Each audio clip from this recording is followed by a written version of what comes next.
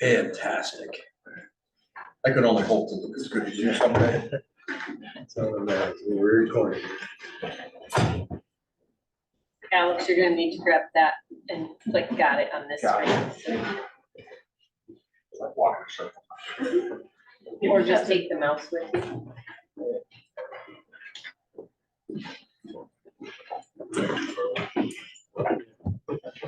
As usual.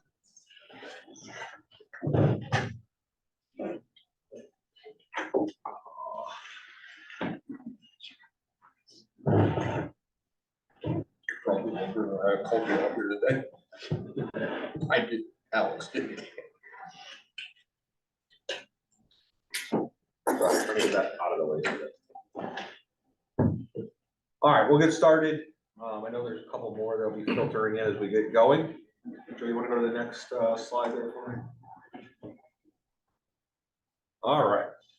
So reason we're here tonight is to go over the fire last week or 2 weeks ago, the 26th. All right. February 26th. It was about first came in at 46 minutes after midnight. One more, Joe. Go back. Too far. Thank you. So this is what we're gonna go over tonight. We figured this was a great training opportunity for both departments, and our mutual aid. Thank you to Talon for showing up, Chief Endemeyer. So some quick introductions. Those, I think everybody knows me here, but Chief Alex Moore, Wellington Fire Department. To my right is Town Fire Marshal and Deputy Chief Trevor Gantic. Chief Tom Snyder from Wellington Hill Fire Department. And Ray, and I'm gonna butcher your last name. Casitas, from DP. What's your actual title? It's For the State Department of Public Health, but the Building and Fire Safety Unit. Thank you.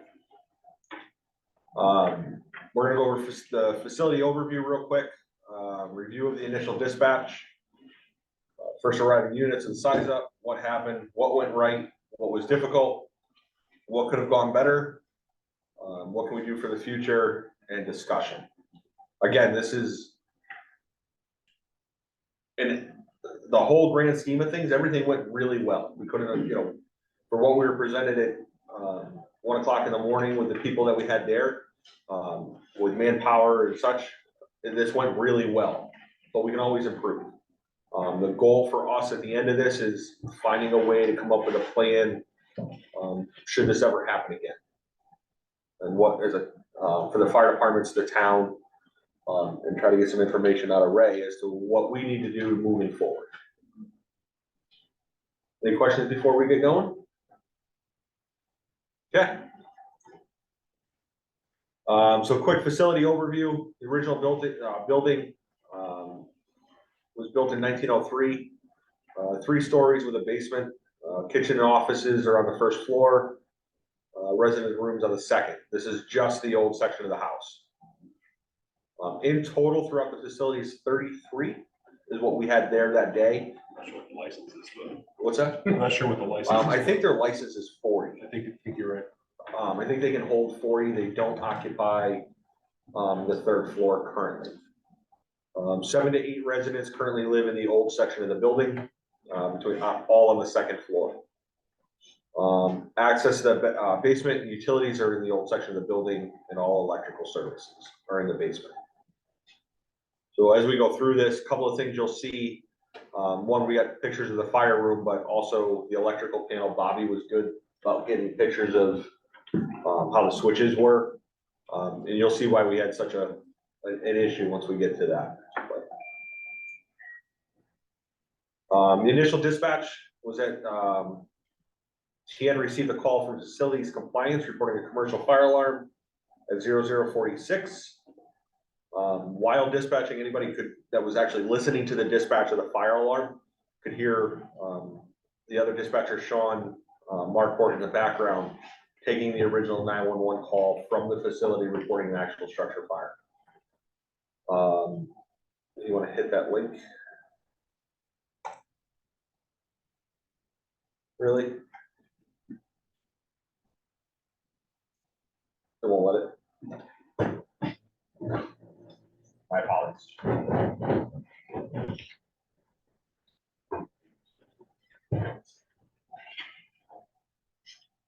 Oh, it's not going to go down.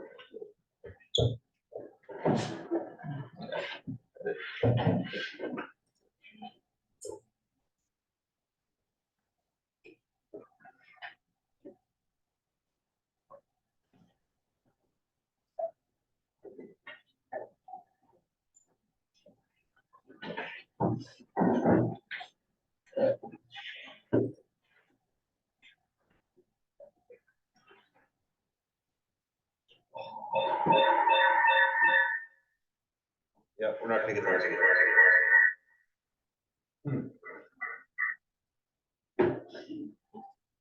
All right, sorry. I had the original 911 call, but it's going to be a giant pain to listen to.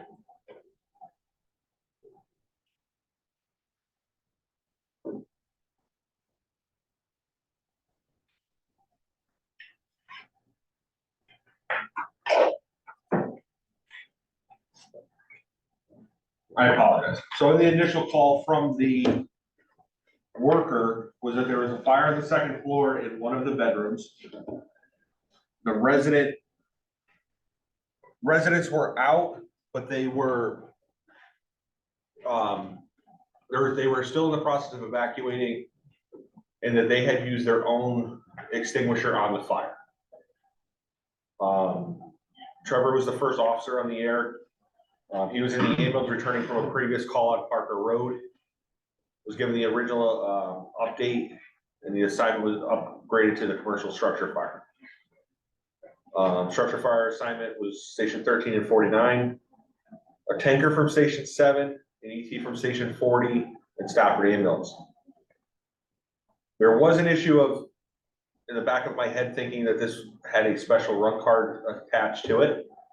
Later determined it did not. The TN did miss squad 207. Because there was squad 207 supposed to be on the assignment, squad 207 no longer exists. It never pulled that unit. So they missed having a squad out of Mansfield. So we should have originally had another squad.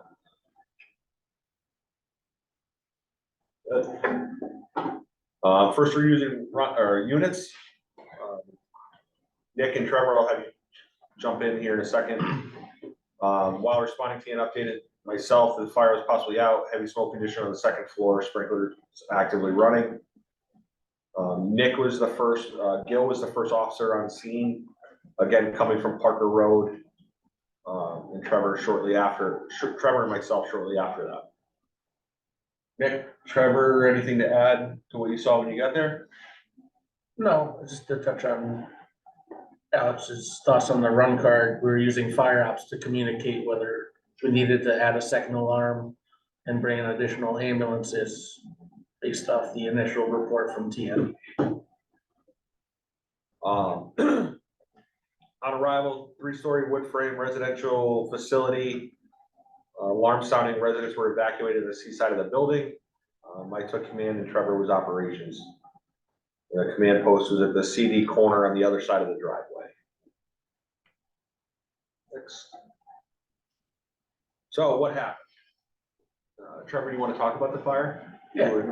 So when I first arrived on scene, I believe Nick Gill and Nick Jameson reported that the staff said the resident might have started the fire. Based on that, we requested the state police. Myself and Alex both requested the state police, and they must not got relayed from TN to the state police. It did. All right.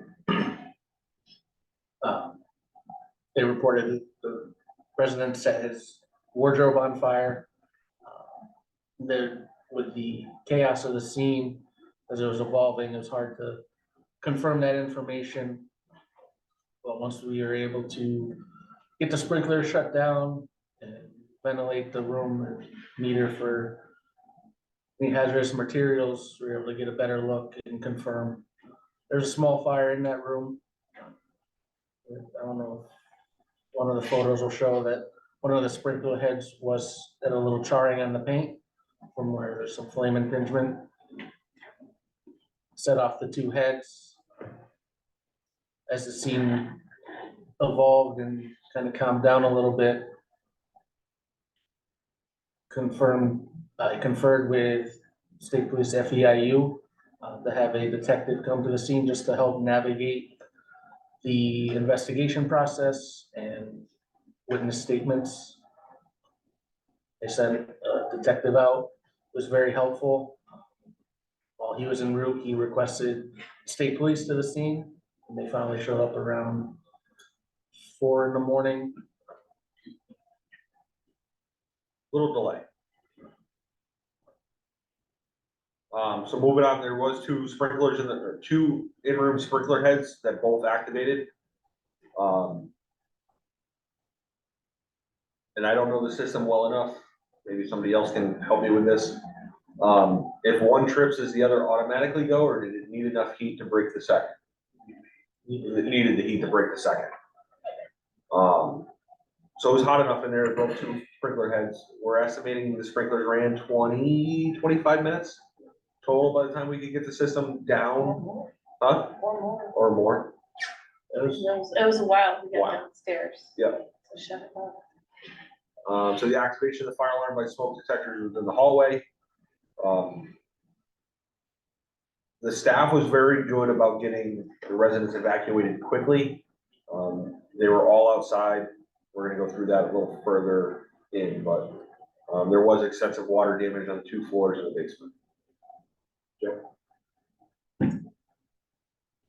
So this is the fire room.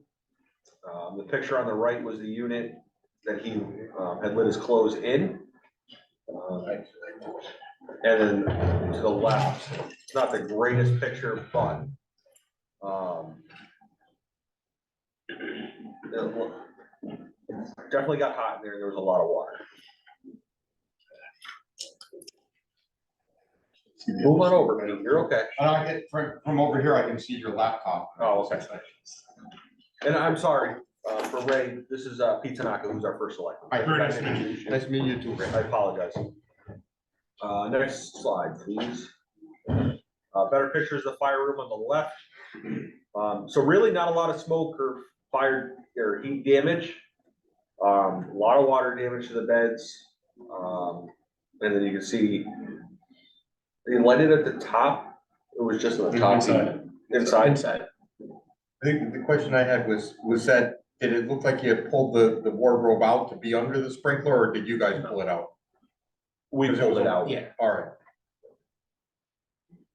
Please, by all means, anybody that was, if you guys have comments or whatever, this is an open discussion, so. All right, and please the other feel question free. I had is, where's the shut off for the sprinkler? Is it in the basement? Are those things usually hard to find? It wasn't hard to find. It was just hard, well, you know, it's underneath the was- water. The 2 in, 2 out, making sure you had 2 people going Yeah. down together because there's still live power in there at that time. Next slide, Joe. The sprinklers weren't attached to the fire alarm? They were. That's probably true, Yeah, they probably hit first. Well, you before said the- the smoke detector in the hallway. Yeah, so the sprinkler probably hit first before the smoke detector. So sprinklers did so what went right? Sprinklers did their job, put the fire out before extending.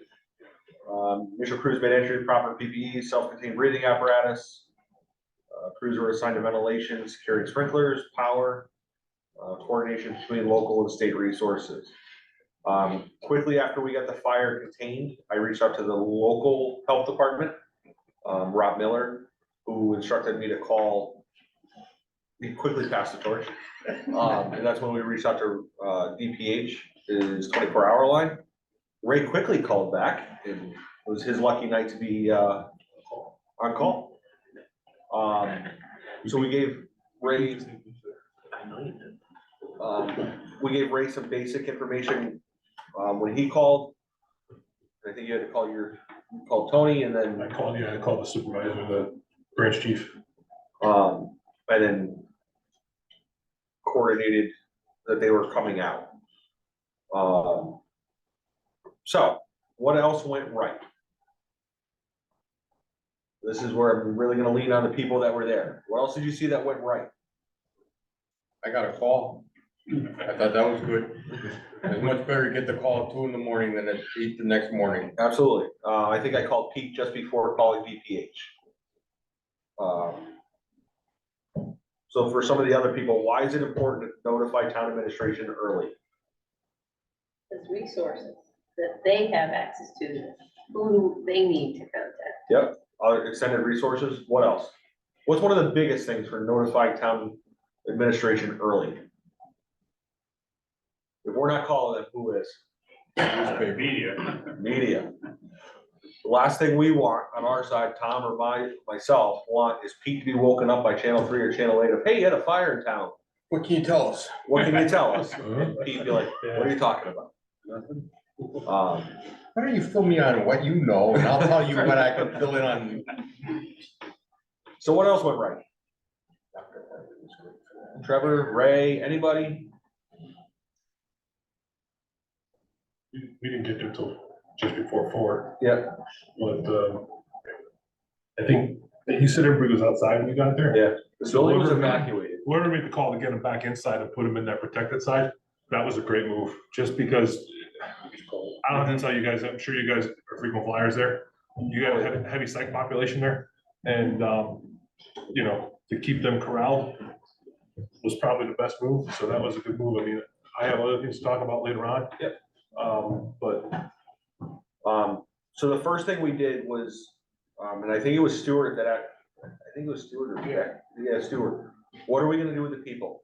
Cause it was 20 degrees. I noticed a lot of them were outside without coats, Right. or at least half of them. We had 2 ambulances there, so my thought was to take those people that are colder than the rest and put them in the ambulance. it was a great call, because they were, like I said, they were protected on that side. I think there's a 1 hour separation between them. Yep. So that was a great call to get them in there and just keep them warm. We metered it quick just to make sure that there was no CO, and then once we got them, make sure there was no CO, that sprinklers were shut off, we got them into that side. Anything else anybody can think of? We had just enough people there. Just enough. We've been on calls that we've had more, we've been on calls that we had less, but we had just enough to You're gonna address that. Yeah, I got that in here, yeah. get some people up to the second story. Traffic flow coming in the right direct, telling So- you, most usually coming in the right direction. So I have that in there as, At least from my perspective, because there's no Correct. one. well, so I have it as, it's in one of the slides, but apparatus placement. I had no idea you were coming that way. I figured you were gonna come off 32 for whatever reason. I thought you were gonna come off 32. But you coming in that way actually got my brain of, great idea, because now I don't have to tie up 32. It wasn't something that for whatever reason was triggering in my head that you were gonna come down Village Street. And I don't know why, but good call. Is that a one-way road? Yeah. Just part of it. Part of it. Cause I think I went up the wrong way. No, you went up the right way. Oh, Oh, did I That's the come right- down the wrong way? You came down the wrong way. Oh, It's okay. fire apparatus. Yeah, we do it all the time. Joe? What was difficult? So securing the sprinkler system, when you guys got down Full of there, crap in front of it, bags and bags, like up to the sprinkler and then it just, oh, it was anybody remember how tight. many bags we counted in front of the sprinkler system? There had to been. In the basement? In the basement, Had to be over a dozen. yeah, Like garbage bags? yeah, And I know we checked some out, so. yeah, cause it they was were very all up stiff. against, Like it hadn't been exercised in a while. It was very stiff to crank it. yeah. So getting the sprinkler system shut off was difficult. One, accessing it, two, those valves don't move very often. I think the last, and it's been probably 3 or 4 years since we had to shut it off the last time it was running. Securing the power to the old section of the, and the fire room. We'll go to the next slide in a second, but, when we show the electrical panels, there's nothing really. Bobby, you wanna talk about those, or anything, Just wasn't labeled properly. it's not labeled properly, they're not. There was minis installed, mini breakers installed. It was very difficult, even when we looked at it afterwards, of trying to, when we were trying to decide whether we could leave people in there and whether we could isolate the new section from the old section. And they had stuff for the new section in the old panel, right?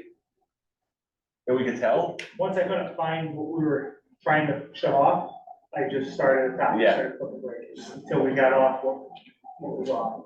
There was nothing tripped though right, prior. which was odd. Yeah. With that much water running through the building. And through the electrical, so they had, was it BX wiring? That was full of water and just dripping out of the junction boxes, and it still gives me agita that they're gonna turn it on one day and something's gonna dry out and spark, but so securing the power was difficult.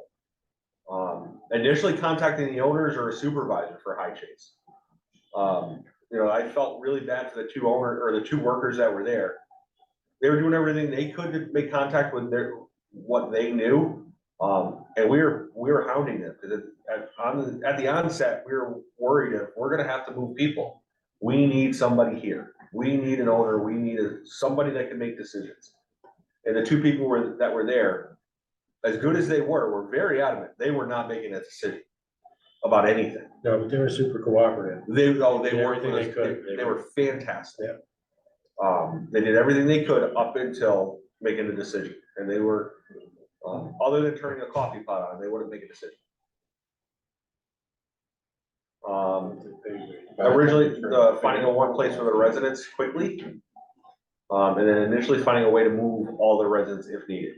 One of the conversations we had early on before DPH was involved is if we had to move people, where were we going? How were we getting them? We had talked to Phil to try to get, about M&J, but knew it would be an hour plus for M&J to get there.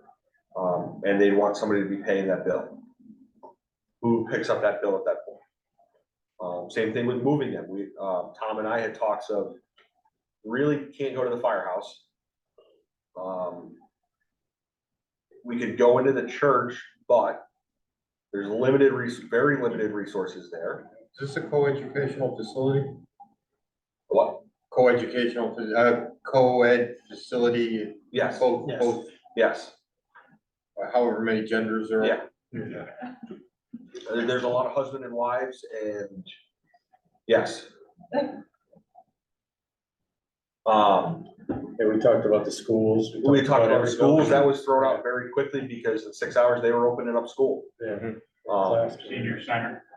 we had talked about the senior that. center, but for 33 people, where would we let them sleep? Figure it's 1 o'clock in the morning, they're gonna need to sleep at some point. We don't have anything set up anywhere.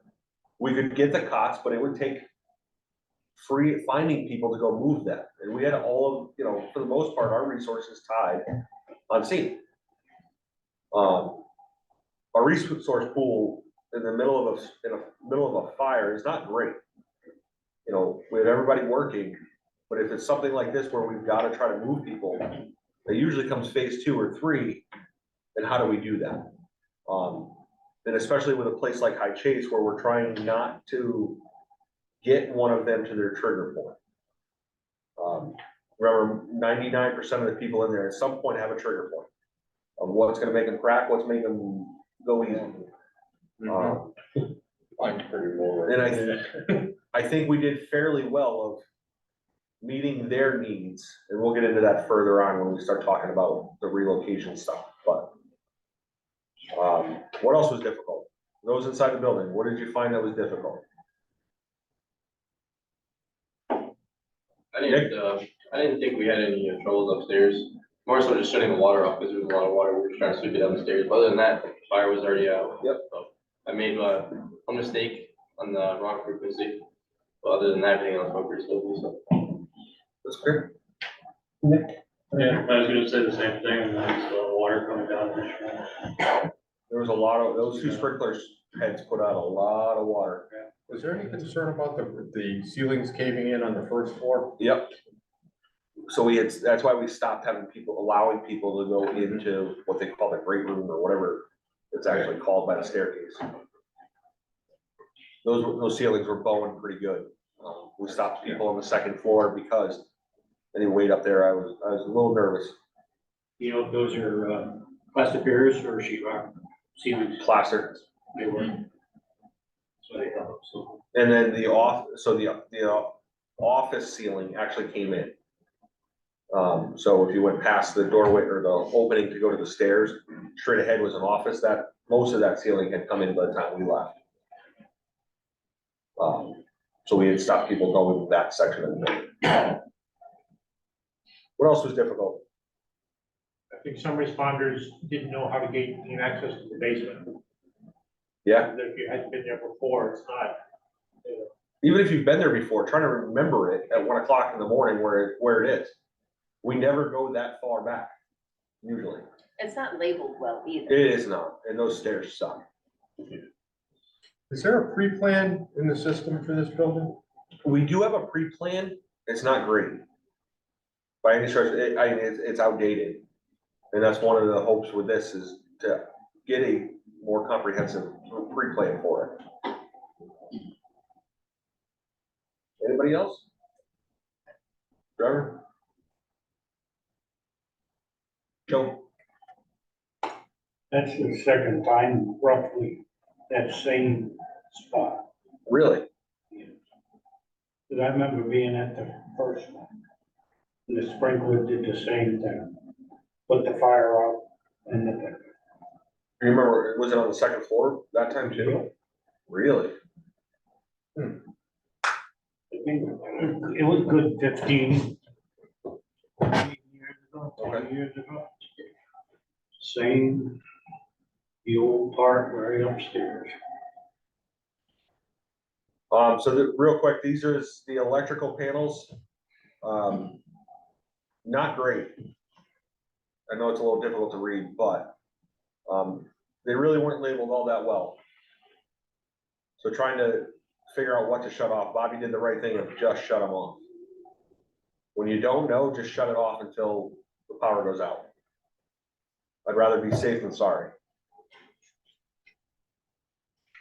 Yeah, we were watching, there's this little like alcove that had a light, and until that light went off, Yep. I wouldn't guarantee anything on Anything. that side was all the way off. But it was weird because even after we shut off, or, we shut quite a bit off, that whole side was dead except the kitchen. But only half of the kitchen was dead. We found out after when, the local health inspector had to come check the kitchen. Was Eversource there in dispatch of this? They weren't. They showed up at like 6 o'clock. I don't know why so long, but they were at the initial time of call. Priority one? No, No? usually it's priority 2 for structure fires, unless there's life endangerment. That much water and that much electricity, there's life endangerment for the people going in and out. I agree with you. Priority 2 talks about hindering operation. Right. Priority 1 is typically somebody's getting actively either electrocuted or there's a live wire in a car and they can't get out or something like that. All right, next. What could have gone better? The apparatus placement I said before. That was on me. I don't know why I automatically assumed everything was coming off 32. Becky coming the way she did with EZ 249 actually triggered my head for everything to come down Village, which was great. Until I could, with the exception of, I told Mansfield to come down Center Road, because I could not for the life of me remember Village Road. I could not remember or Village Street. Could not remember the name of the street to save my life. Don't know why, just. Too many things to think about. Yep. And it worked out well where ET 249 was because Yeah. hydrant without crossing 32 is on the corner of Village Street. that Right. Corner, where ET 249 could have tapped that hydrant and probably hand jacked some hose down the. Yep. So it worked out well. Ensuring the proper assignment is dispatched, TN did Miss Mansfield squad. That was not thankfully not a dire thing for us. We had enough people there. But it would have been nice to have 2 or 3 more people that would have shown up on that truck. more rapid search of the newer section of the building. We didn't send anybody down the newer section of the building for a good 15 minutes. So it would have been nice to have a crew go down and actually verify people were out of the rooms. And I thought I had put it in here. So I'll finish this first. Finding the warm place for the residents faster. We've touched on that. Getting the sprinkler system shut down quicker. The other part, the paging. So a lot of people missed or didn't get the second page. So I actually found out about an hour ago or an hour before we started. There's a problem with Verizon on I Am Responding. So those that are so have a Verizon phone, you use I Am Responding to do your messaging. So you're not so you don't get the message from the TN email exchange server. Myself, Tom, and Trevor are listed in the email server, so we get 2 messages. So I got it because I get the second message. Tom gets it because he gets the second message. If we're solely relying on I Am Responding, that message did not go on. Most of the Wellington Hill members are not in the TN system directly. Right. They're on I Am Responding only. Oh, yeah. Yep, so that's, Tom and I talked about that beforehand of, I think, be a good idea to try to get them in. Alex, that wasn't toned out the second time on I Am Responding. Correct. They only put it up the first time as a fire alarm. Right, so the second time, we're supposed to use a retone and then the station. They didn't use the retone, they just re-dispatched the station. The way the CAD works, it can't send a second page for the same incident. Doesn't matter if you change the call for service type, that's why if we retone, you see retone 13 or, whoever station it is. The dispatcher didn't do that. I didn't catch it until somebody said something that night. Later on that day, why did my page go out? Never saw it on the thing. And then when I went back and looked through the CAD, they never did. So what they did was, and the dispatcher thought, by changing the assignment or the call for service type, because it brings up a completely different run card, that it would do it. So he let the system automate everything, not thinking that it wouldn't send the correct page because he changed the call for service type. So that's why they never used the retone. I think the audible said retone, He did, because he said because that's what rebroadcast. I heard, that's what. Or yeah, rebroadcast, retone, Yeah. rebroadcast, but Rebroadcast. And like you said, though, the retone did not go through I Am Responding. Right. Because of because of that, he upgraded the assignment thinking, and when he updated, changed the call for service type, so he was at originally a fire alarm, commercial fire alarm. He switched it to structured fire. When he did that, he thought it would go appropriately. So that's a training end that's already been corrected, but unfortunately it didn't happen for the incident.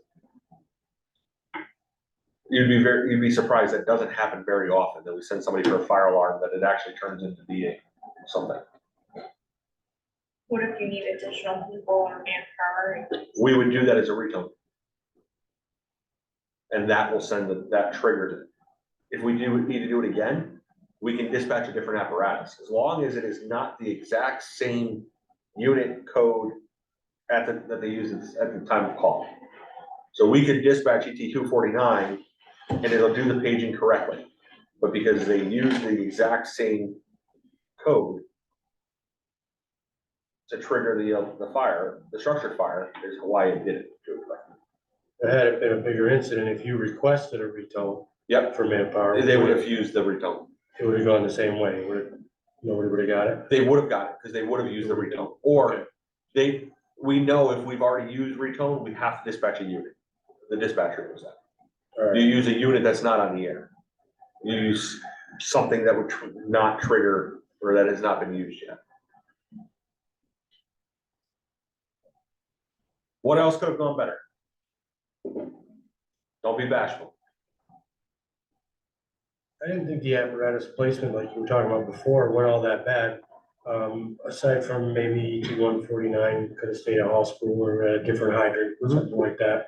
But it was kind of stuck on Village Street.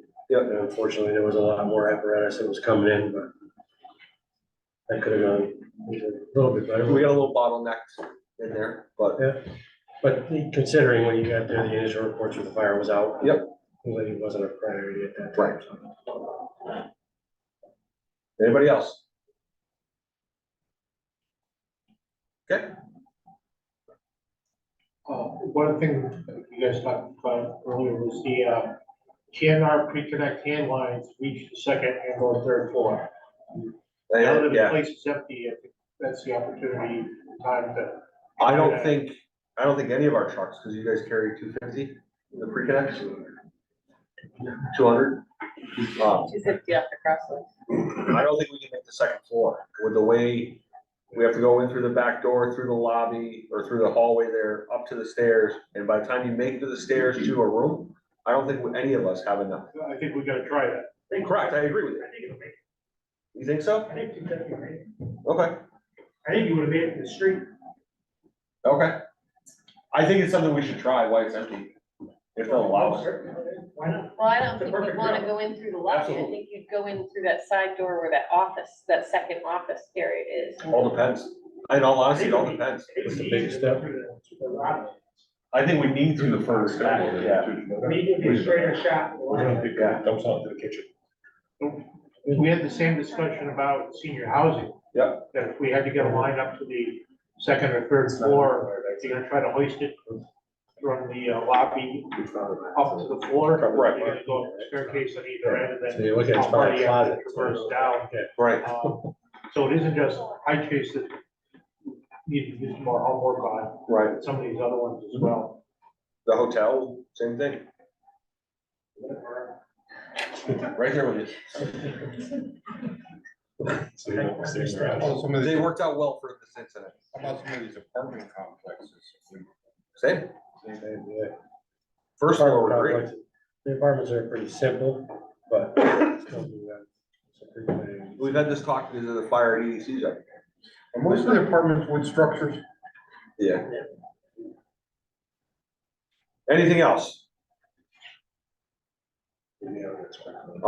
So what can we do, or what can we do better for the future? Creating a plan with High Chase is in case this ever happens again. We've already started the conversation with them of having a plan in place on our end and on their end of what to do. Nobody ever wants to see this happen again, but as Robin said, this isn't the first time. It's not gonna be the last. We know the clientele that we typically deal with. You know, you see them all the time. Just watch the news, it happens all over the state. So we need to reevaluate our response plans and what do we need to change? Or what needs to be added to it? We had some more of those magic phone numbers for the owners and or DPH of getting to the right people instead of Early, yeah, going through 5 or 6 different people to try to get to So the. you don't have a nursing home in town, do you? no, No, That used to be it. that used to be a nursing home. So here's the issue. They're not regulated as much as a skilled nursing facility is. So a skilled nursing facility, they have an emergency plan. It's a binder, it's about this thick, and the theory behind it is that whatever happens in that building, they can run it from the parking lot. It's got every phone number in it, it's got color diagrams where all the shut-offs are. Unfortunately, residential care homes, it's not required. Some of them have it. I would be willing to bet that this place will have one going forward. We have ways, I mean, unfortunately, and I'm not trying to make excuses, but our unit is 6 fire marshals and a supervisor. And we do every nursing home, every hospital, every surgery center, every RCH, every group home, every dialysis center, and every, I say pharmacy? And every pharmacy in the state, 7 guys. We can't be everywhere, and it's much like fire marshals in, you know, I'll use New Britain. New Britain's the 3-family capital of the world. They can't get to them. I happened to have been at this place before. When he called at 2:30 in the morning, I'm like, where the hell is Wellington? I come from the other side of Waterbury. So, It was a ride, but we beat the state police. Anyway,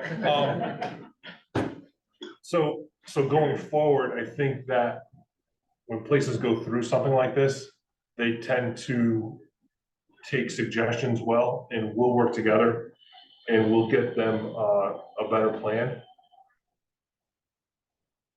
Because now they've had it, and they actually own another facility too, In Manchester. in Manchester, April time.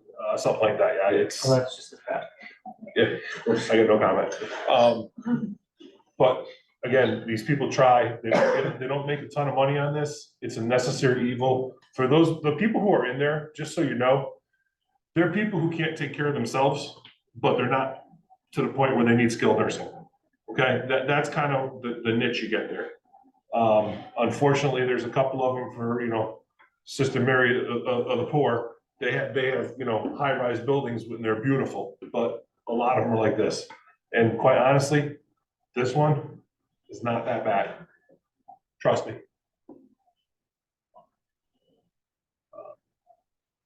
I don't know if you want me to talk about what you guys did. Let me get to the next slide and then we'll go from there. Okay. Anything else for the future? Yeah, I was gonna recommend, if you have a confirmed fire in that place, you should have a bus dispatch right away. Yeah, You have a place to put these individuals, so we, in or more ambulances. yep, so I think it would come down to the ambulances.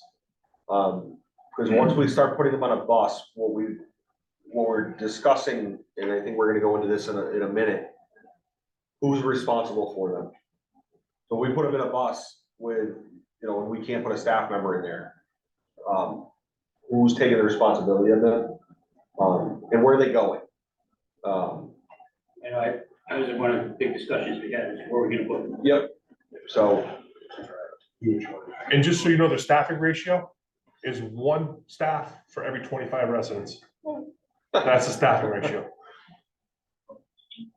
Pete had a suggestion that, we reach out to UConn. yeah, Because they have buses and they're probably running the students around at that time of morning anyway. Yeah. So there's that. I would really like to talk to somebody in public safety. I had an appointment to talk to the vice president in charge of public safety last Thursday. Just before our appointment, we had a incident at the South parking garage. Yeah. And lost a student, and based on that, our appointment was canceled, so I'm supposed to meet with him tomorrow at 11. But that would eliminate the delay of Absolutely. trying to find M and J. so what we did learn is the contacts that TN has, they go to the right people, although the right people don't answer the phone. At 2 o'clock in the That's a morning, big problem.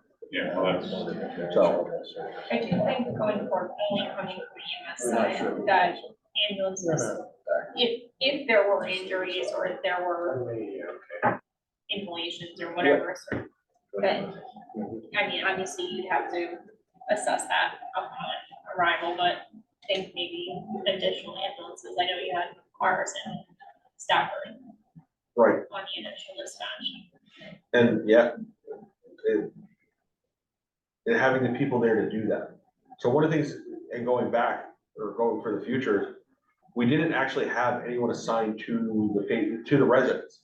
We had no ideas if they're, to actually go and talk to the residents to make sure that nobody was hurt or smoke inhalation from the room or the people that were on the second floor. We didn't do that. So moving forward, that's one of the things is we gotta find a medical person that's gonna do that. While managing the fire side. I think we should do walkthroughs on all these buildings once a year, just Annually. because you forget. Yeah. You really do forget. Yeah. Where is that particular room that I need to Right. get to? We're in that building 4 times a week, on average. And I couldn't, the same thing. Trying to remember where the staircase to the basement was, like, oh, that's right. Stuff like that. But I'm curious as to what the training level of the staff is there for the residents, so that if you needed to find, because you can't leave these people just wandering off on their own, who could you assign as to take over that staff member position to stay with these people while you shift people. So if you had 4 groups and you have 2 staff members, you gotta find 2 people to watch those 2 Babysit. groups. And what, yeah, I didn't wanna use that word, but that's what I meant. What's the training level to take care of that, and where do you find that? Okay, so there really isn't one. Okay, The only thing that is required is someone that's med certified because there are narcotics there. all right, And they have someone on staff that is. So one of the persons that's on staff has got to be med certified. all right, But as far as just the general oversight, yep. All right, because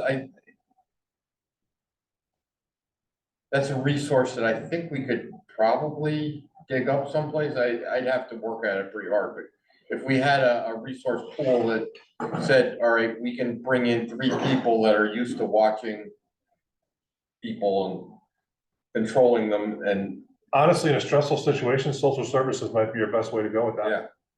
You know, someone from social Human services, service- For us, human services. yeah, that would be a good call because they know how to handle situations like that. yeah, so what I was thinking is at UConn, you have an entire population of human services kids training or staff from there that you could probably utilize, whereas the human services staff that I have, May not have the experience. may not have the experience that I'm looking for. But I'm thinking at 2 o'clock in the morning, when you have that. What's that? Who's your Stafford, biggest? UConn. No, but like who's you, like we have Like a commercial. commercial service. ASM. ASM or AMR. Or Aetna. So AMR might be someone you want to reach out to. Mm, Because At night, they don't have. one. Yeah, at night they don't. here, Right, Trinity. so coming from Waterbury. it doesn't matter where they're coming They're from. in Right. Hartford a little bit more. Yeah, Yeah, but what I'm saying, so I'll just touch on this real quick. So all the nursing homes have a long-term care mutual aid plan. It's run by Russell Phillips. Yep. And basically what it is, it's an online thing, and you can see how many beds are open, who's got transportation, who's got this, who's got that. And AMR is the ambulance service for that. So we got to evacuate a building, and I know this is a little town, but in my 10 years, this was my 47th evacuation. So we do it a lot. I hate to say it, some are small, some are big. But AMR has got yeah, they'll come in with they have an RV that comes in, I mean, and like just, they make it happen. And they'll call cars from all over the state. They get paid for it, but that's another thing we'll talk about as far as who's responsible for the financial part of Thank you it. for looking at me on that. You did a good job. It's like your first one did what? All right. There's a lot of things that go into it, and when you start dealing with the commercial services, nobody wants to do anything unless they're getting paid, and they will, but it takes time. What about CMed's work plan? if there's injury, yes. I know we use that for the Johnson evacuation. And we can do this the same. Without it being injuries, we're more looking at where we just, they don't need to go to a hospital. That's the, Somewhere. they need to go somewhere. If it's injuries, absolutely. What I'd hate to do is tie up 15, 16 ambulances. Just If to shuttle people. they're not going to a hospital. So the one thing, and this is something that we kind of made a mistake on a little bit as far as the evacuation, and I'll touch on that, but if this was ever to happen again, I think the mindset needs to be not to look at long-term where these people are gonna go. It's like, okay, right now, like someone had said, it's like, hey, we wanted to get them out of the cold. I mean, and I'm not saying this is the right thing, but me looking at it, I would be like, you got a firehouse right across the street, pull the apparatus out, put them on the apparatus floor, it's warm, it's dry, leave them there. We're coming. We have the resources, as you saw, that you guys didn't see it because you guys were all out of there by the time we got there. But we have a lot of people who know a lot of things and have specific jobs as to where to put these people and how to do it. You guys started the ball rolling, but the immediate thing is let's just get them dry, let's get them warm, let's get them somewhere. So that could have worked as a spot. Well, and I understand what you were saying, Chief, when you talked about, you know, where they're gonna sleep. you know what, right now, That works. don't even worry about that. Let's just get them somewhere safe, warm and dry. Makes it easier. It Yeah. does. And honestly, you saw, once we got there and got the ball Oh, rolling, yeah, that was, it goes pretty quick. You know, the medication's the issue. Yeah. You know, we're firemen. We can do everything. When it comes to the meds, I was like, we gotta call our nurses to come in and do that. We don't, we don't want anything to do with that. And they come in, they do their job too. But don't worry so much about the long term. all right, next slide. Discussion. All right. What else you got? You guys are unbelievable. That's all I gotta say. Like I told you before, I've done this a lot, myself personally. When we got there, we didn't know what we were getting into. And I don't mean any offense by this or anything like that, but when you hear you're going to a small town, it's like, oh boy, here we go. Cause there's not, there's normally not resources and everybody's kind of standing there. But when I talked to you, I was like, okay, well, at least we got it, they're safe and you covered that. But whenever we got there and you opened up your toolbox and you were involved, sir, unbelievably, I'll probably the best evacuation we've ever done. And I'm not just saying that because you guys are all here. Everything was thought out.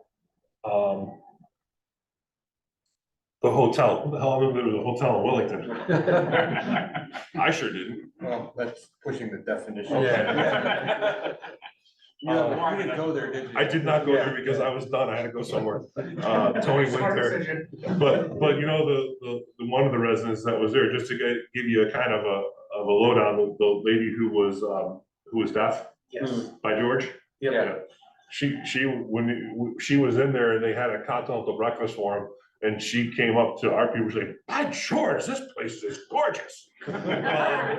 So you have to also realize, Blind too. So just touching or backing up just real quick. So, one of the best things we did was get the state involved when we did. They really did the foundation of what we needed and we just made it work for them. I think that was the best outcome for the residents, at the end of the day, there's still residents of the town of Wellington. That we need to take care of and make sure they're safe and in a place that, is an environment that they can be that isn't going to upset them or, what's the word I'm looking for? Disrupt their life. Disrupt, yeah. Because it's upside down. But so the other thing too is that the thing that closed that place isn't the fire. Right. It was the kitchen. Because your local health department, who so thankfully tried to pass the buck to us, we got even, he had to come back. He came back and because they don't have an operating kitchen, they can't have an operating facility. If that kitchen was operating, we probably would have let them stay on the other side and operate kind of. Our issue was on our end was we didn't realize that there were as many facilities in the area that had beds available. Because it's not something that's tracked. The ombudsman's office, which is responsible for like resident rights. When she showed up, Marie, when she showed That up. was what I was gonna add, is I thought she did an outstanding job of moving all those residents out Right. within 24 hours, because the town was picking up the tab every Yeah. way. For the time being, we are billing out. Yeah. Thank you for, I passed on to Alex that I was willing to sign the bill, but I wanted the money to come back because that's, You would have got your money no matter what, because Yeah. we're involved. okay. That happens. Mysteriously, it works like that. I don't understand it, but. So the other thing, back up again, the town, if there's an emergency evacuation, the town is on the hook for the money. To put them up. They get reimbursed, but the town is, because they're residents of the town. So had we have known that there was that many beds available, we probably could have kept them there a little longer, but we had to go and get Dunkin', they had to get Dunkin' Donuts and bring that in for breakfast. They still have to feed them. So in retrospect, it was probably a good move, even though it was only I think at the end of the day, if I'm not mistaken, it was down to 8 9 people stayed the night. stayed the night. Oh, okay. 8 or, All I okay. know is there was 4 there in the morning. Yep. and Yeah. Then they were gone. They got them up pretty quick, They were all gone by noon-ish, so but 30 hours, once you started, and they were all placed in facilities throughout the state. But you being involved in it and knowing about it and not getting a phone call, because that's a great phone call, I've gotten that before. I was like, hey, this is news, so in your senior bus and your, just everything that you guys did, was unbelievable, because normally it's like, okay, now what do we do? And no, there's no resources. I mean, like, I hate to say this, but like the city of New Haven, do you think they're gonna hang out with us? Right. They're like, fire us out, see you later. so one of the big concerns we had was, and I think it was you or your supervisor blankly asked, did I feel comfortable leaving a fire watch, knowing that they can't access the kitchen with the residents that they had there? My answer was no, because we've seen it before of people wander to where they're not supposed to be, mainly out of curiosity. 2 people or 3 people trying to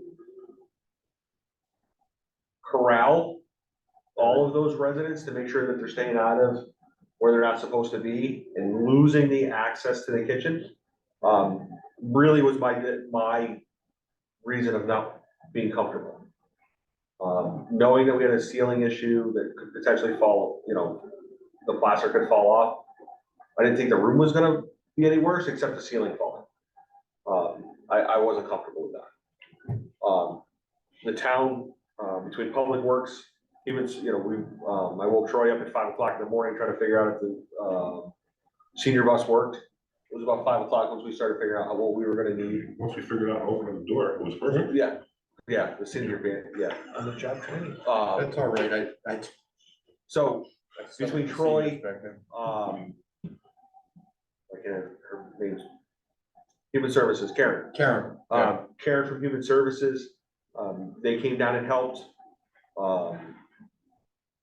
And then we were able to move 6 at a time, which really, by that stage, by 8 o'clock in the morning, when we could get them in the roadway, we all wanted to go home. But it really worked out very well with 6 people at a time. It was able to give the abutments office staff and the nursing staff time to work with these 6 residents. This is what you're gonna need, this is how we get your medications, this is how we're gonna do this. So that it didn't they weren't upsetting 30 people at the same time. It was, let's work on this 6 people and move on. I think we had, 15 staff there, just about 15 staff in the state by By 7:30. 6, 7:30 in the morning, there ended up being Coffee, 15 it was people the there.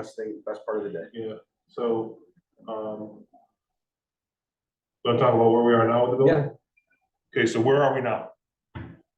Structural engineer has gone into the building and done an inspection and deemed that there is no issue with the integrity of the building. We do not have a written report yet, but we took it from the insurance company. They, as of last week, have an electrical contractor that's supposedly coming in there and is gonna go through the entire building, electrical wise. To your point, with BX dripping water, everything needs to be recertified in that building. So we'll wait to get that report. The owner has contracted with ServPro, and ServPro is gonna come in and do the cleanup and the reconstruction. So what's gonna happen is between Trevor, the building official. Oh, we didn't even touch on the building official. Go ahead, sorry. Who? Yeah. And us, they'll have to submit plans, and the plans will have to get approved. There's some different things with code that they're gonna have to come up to now. I'm guessing that there won't be residents back in there for another 3 or 4 months minimum. If, It is strangely weird to see that place darkened. yeah. I mean, they couldn't find a key to lock it up. They didn't know how to lock They the came place out with up. a box the poor maintenance guy came out with a box and dumped it on the ground. And was just going through every single key that they've ever had for that place, Because they're locked. and not a single one of them worked. They had to go change the lock. That's all right, I've got a 2.5 gallon bucket in my secretary's office, of keys for this building, I have no idea where they go. So I have a question for you guys, medical wise, when you go there, do they have them packaged at the door, or are you going up to the rooms or into the rooms to get them? It depends. It depends. Good question, huh? Only reason I ask that is because we look at stupid things, and I'm gonna tell you that 70% of the rooms had buckets with cigarette butts in them. Yeah, 9 times out of 10, we're not going to the room. They meet us in Okay. the lobby. And there's probably reasons why. Mhm. But if you do go to the rooms, I don't know who's the ambulance, who's not, but if you do go to the rooms and you see that, please tell him. Please tell him, because the answer we get, we tell them all the time, well, yeah, you know what? Telling them all the time and doing something about it are two different things. So, So one, that's gonna be the next fire we have there. so we had the issue. We were all there. We're all there, and all of a sudden, the staff member comes out and says, they're smoking down in the hallway. He moved pretty quick for a big guy. Hit a duck, but he got. And they all have rights, don't get me wrong, they have rights, but when your rights start interfering in everybody else's rights, you lose your rights. So. That's an issue with the owners. Yeah. That we'll be handling. Anything else? Questions, concerns, like to see future? The apartment buildings around town, well, unfortunately, DPH wouldn't be involved with that as much as I'd like it to be. If we had a fire in any of the apartment complexes, would that be very similar in terms of having, transportation might not be as much of an issue, but it's usually a younger crowd, but if the town, the building inspector comes in and condemns the building for the night for whatever reason, is the town on the hook for putting all those people up? Isn't that what the Red Cross is for? So we did this with 80 Cesar, and the Red Cross was able to help. The Red Cross gave everyone that was evacuated out of 80 Cesar vouchers for a hotel. But they did state that those that weren't able to, if we were mandating, that the town would be on the hook. Because they are residents of Wellington and we're condemning their residents. So we've had this conversation before. There's some big properties in town, and luckily Red Cross has always helped us. With High Chase, we did talk to Red Cross. They finally called back at like 9:30. No, it was after we were done. Noon. And they could not do anything with High Chase. The problem that you have is that in an apartment building, those people are responsible for themselves. Whereas in High Chase, there's, most of them have people who are not, they're not their own responsible party. They have people who oversee their case. And, because they can't make decisions for themselves. Will this include a couple of homes we have in town, like up on Schofield Road. Schofield Road What do and you got, such? like, Group home. Group homes? for ICF? Yeah, so the differential between ICF is where you get DPH versus DDS, Department of Development Services, is if they take Medicare or Medicaid, they get us. If they don't, and they're off, you get DDS. So like my salary is 85% subsidized by the federal government. We enforce federal code. We work for the feds.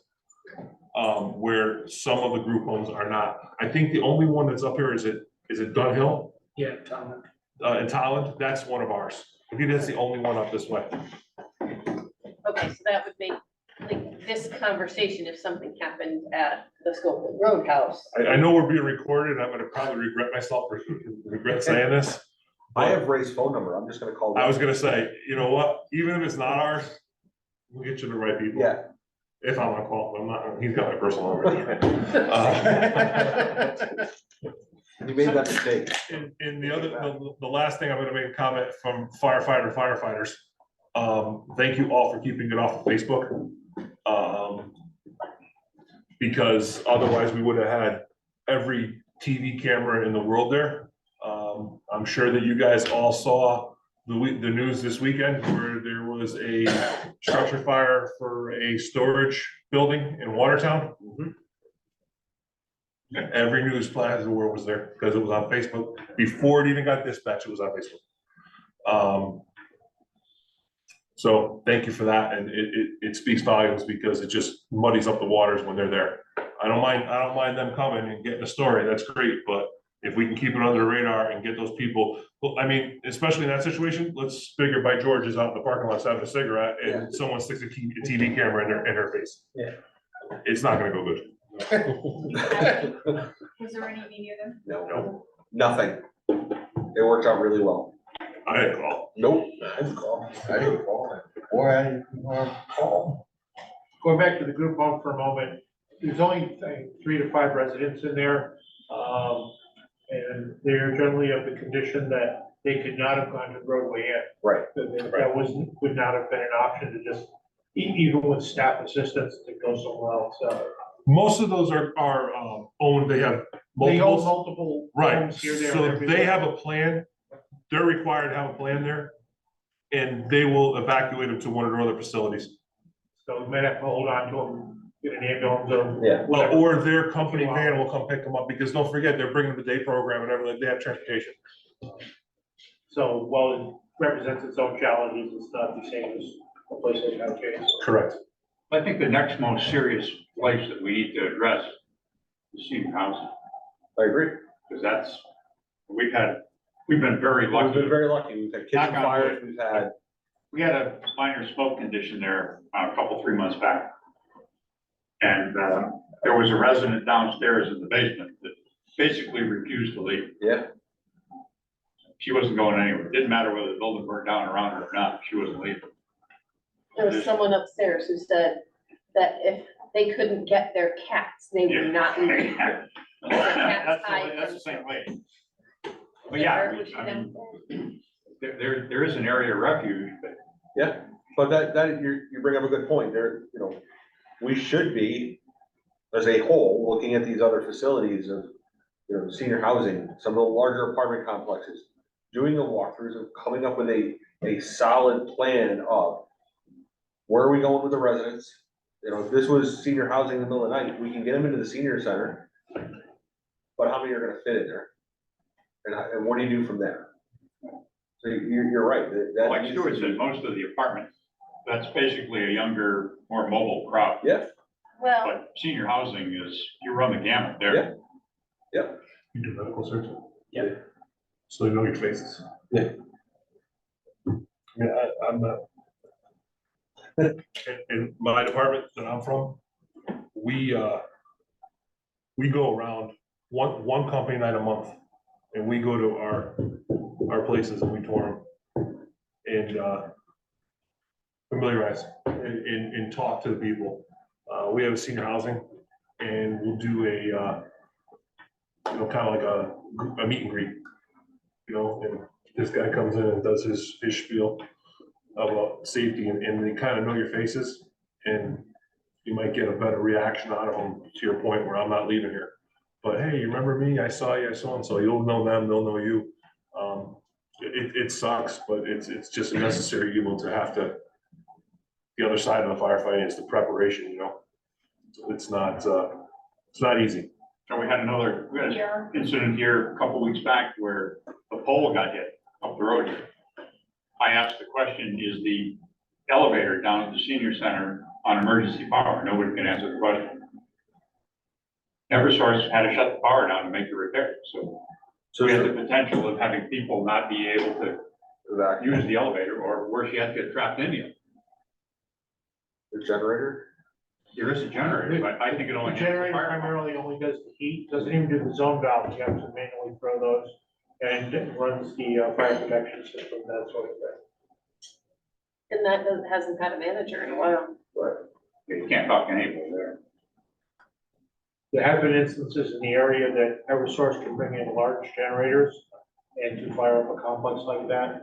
Your park, I believe they did it once, they had an extensive repair that they had to do. So there are some options. Do they have like